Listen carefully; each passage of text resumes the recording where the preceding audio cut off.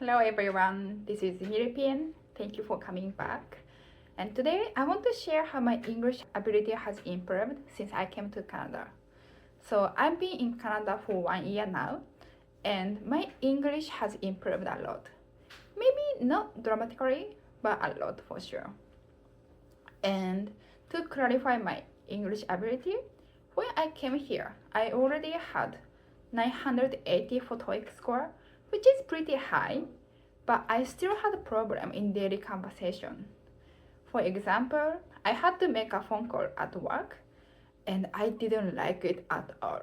I hated it because sometimes I had no idea what they are saying, and I didn't know what to do about that.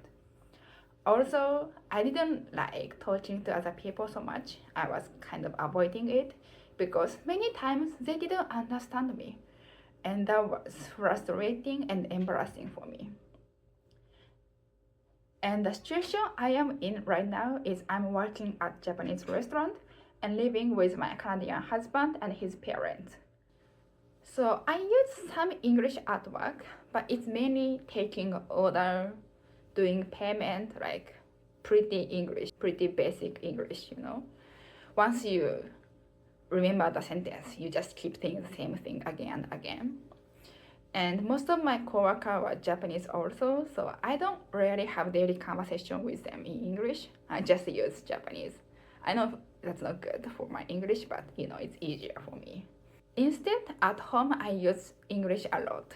I talk with my family all the time, and I also try to spend decent time on studying English, around 30 minutes to 1 hour per day when I can.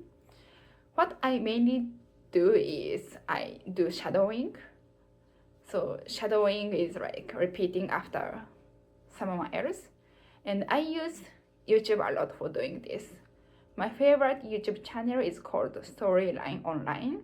In this channel, they read aloud English book for kids. So the story is short, around 10 minutes maximum, and then they also use lots of useful words. Even though those books are made for kids, I still encountered many words that I don't know. And for those words, I made a list with Japanese definitions to increase my vocabulary.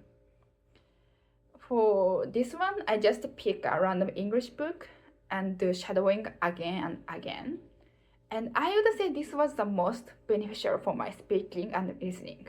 And also, it was not really for studying, but I watched a lot of American drama TV, such as Friends, it's pretty popular, and How I Met Your Mother, Seinfeld, and Two Broke Girls, like that. If you like sitcom, situational comedies, I recommend watching them. You can learn many expressions as you have fun. So let's move on to my current English ability after living in Canada for 1 year. So after spending 1 year here, there are some improvements differently. The biggest one for me is people understand me more easily. From my failures in past, I learned I need to speak more slowly, clearly, with short sentences. At first, I had to pay attention to do this, but after a while, I started doing this naturally. Other improvements I made is I can catch up the conversation even with more than 3 people. And I don't get terrified with phone call. I still don't like it, but it's okay. And I don't mind talking to other people so much. Now, I can go talk to them if I need. And apparently, according to my husband, I now even sleep talk in English. Like when I'm asleep, I just speak in English. So obviously, I'm thinking in my brain in English, even when I'm asleep. For me, I think those improvements are a big one, considering it has been only 1 year. For people, as a conclusion, for people who are curious if 1 year is enough for English improvement, I would say 1 year is enough, but only if you keep working on that. You should put yourself in a situation that you need to speak English. What I recommend is like finding a job that you need to talk with coworkers, customers in English. on daily basis and living at a shared house with no Japanese people so that you can speak English at work and at home. But please don't push yourself too much. Even if you don't notice, you're still getting better. And I also take a break from English if I'm tired with English. I like watching anime in Japanese, reading books, and talking with Japanese friends. For my last advice, I strongly recommend you to practice speaking as much as you can before you come to Canada. Because the more you practice you can have in advance, the more progress you can make in limited time. Working holiday is 2 years maximum in Canada now.